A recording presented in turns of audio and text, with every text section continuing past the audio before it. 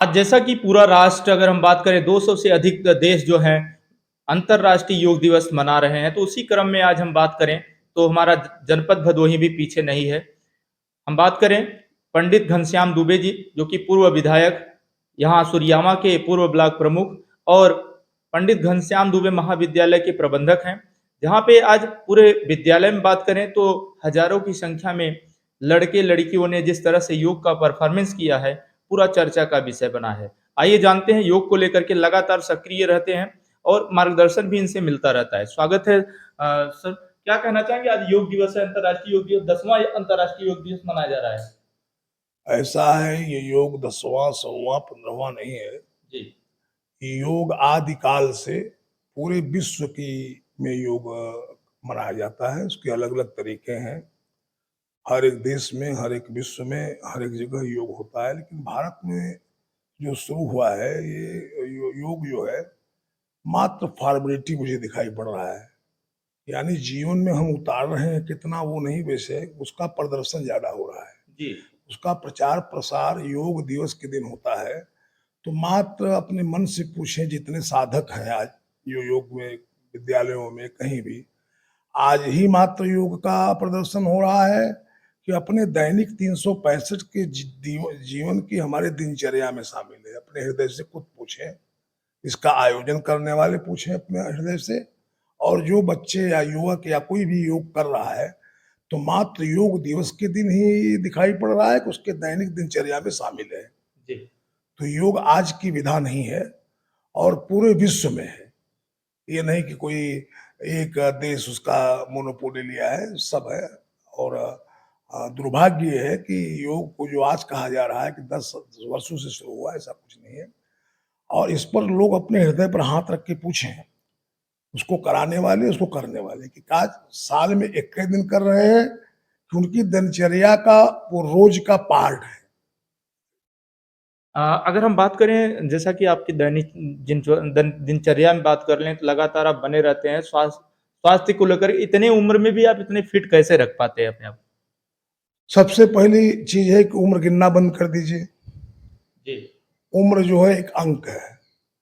मैंने 100 सवा 100 साल के व्यक्तियों को एकदम 25 साल के नौजवानों की तरह ऊर्जावान देखा है, और 25 साल के नौजवानों को 100 साल के वृद्ध की तरह चलते हुए देखा है, उठते बैठते देखा है।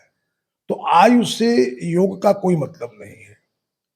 तो जहां तक मेरी आयु है, वो मैं तो अब समझता हूँ कि मैंने जीवन शुरू किया है जीना प्रारंभिक काल से, बाल्यावस्था से। जी। जो सीखने की प्रवृत्ति रखता है, तो उसका प्रथम दिन है वो जीवन का, कि मैं अपने को छात्र अनुभव करता हूँ और अपने गुरुओं की तलाश में रहता हूँ, कुछ वहीं से ज्ञान मिले। इस पूजा को लेकर के क्या कहना चाहेंगे? इस पूजा तो अलग अलग विश्व में इतने देवी देवता हैं कि आप उसकी कल्पना नहीं कर सकते हैं। उदाहरण के रूप में मेरे देखते देखते शिरडी का चांद मियाँ शिरडी का साईं बाबा बन गया, और जितना चढ़ावा वहां चढ़ता है, जितनी भीड़ आती है, मैं नहीं समझ सकता हूँ कि कहीं आती होगी। इस पूजा का अर्थ है, 3 प्रकार के इष्ट होते हैं। एक होते हैं कुल देवता, एक होते हैं इष्ट देवता, और एक होते हैं ग्राम्य देवता। जी। इष्ट देवता सबके भिन्न भिन्न हो सकते हैं। किसी के खुदा हैं, किसी के राम हैं, किसी के मोहम्मद साहब हैं, किसी के ईसा मसीह हैं, किसी का शिरडी का साईं बाबा है, कहीं कोई, कहीं कहीं कोई। लेकिन जब तक हम ग्राम्य देवता और कुल देवता की पूजा नहीं करेंगे, वो जी। आज सबसे अधिक उपेक्षित है। कुल देवता की बात यह है कि पूरा कुल मिल करके उस इष्ट अपने देवता की पूजा करता है, कुल देवता है वो। नष्ट हो गया है आपके यहाँ। ग्राम्य देवता पूरा गांव मिल करके उसकी आराधना एक दिन करता है साल में। वो ग्राम्य देवता और कुल देवता तो इस समय रुष्ट चल रहे हैं, इसीलिए घर घर कलह है। अब मात्र बचते हैं हमारे इष्ट देवता। कोई विंध्याचल भाग रहा है, कोई अजमेर शरीफ भाग रहा है, कोई मक्का मदीना भाग रहा है। तो इस देवताओं में वैज्ञानिक देवता होना चाहिए। और मेरे जीवन में जो जानने के लिए गुरुओं से मिला है, सूर्य भगवान। मेरे पिताजी सूर्य का कोणार्क मंदिर देख करके आए थे जब गए थे चारों धाम की यात्रा में। तो मेरे ख्याल से सूर्य एक वैज्ञानिक ईश है, वैज्ञानिक देवता है।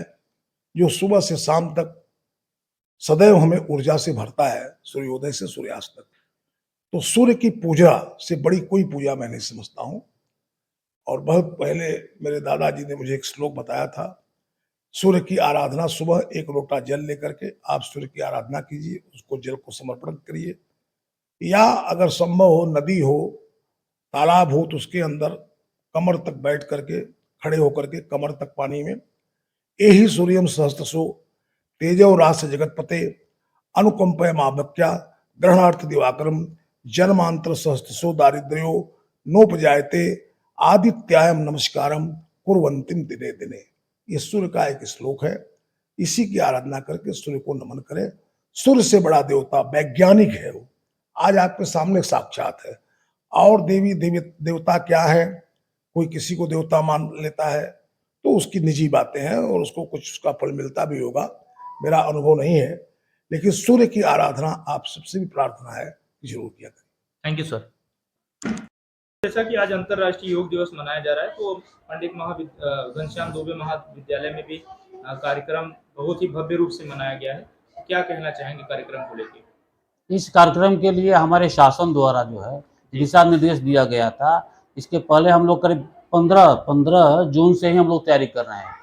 हर बच्चों को जो है ऑनलाइन शपथ पत्र दिलवाया गया और उसका जो प्रमाण पत्र उपलब्ध कराकर आज हर बच्चों से प्रमाण पत्र प्रिंट आउट हम लोग जमा किए और महामहिम राज्यपाल महोदया के निर्देशानुसार और शासन के निर्देशानुसार महाविद्यालय में बढ़ चढ़ कर बच्चे जो है अंतर्राष्ट्रीय योग दिवस मनाए।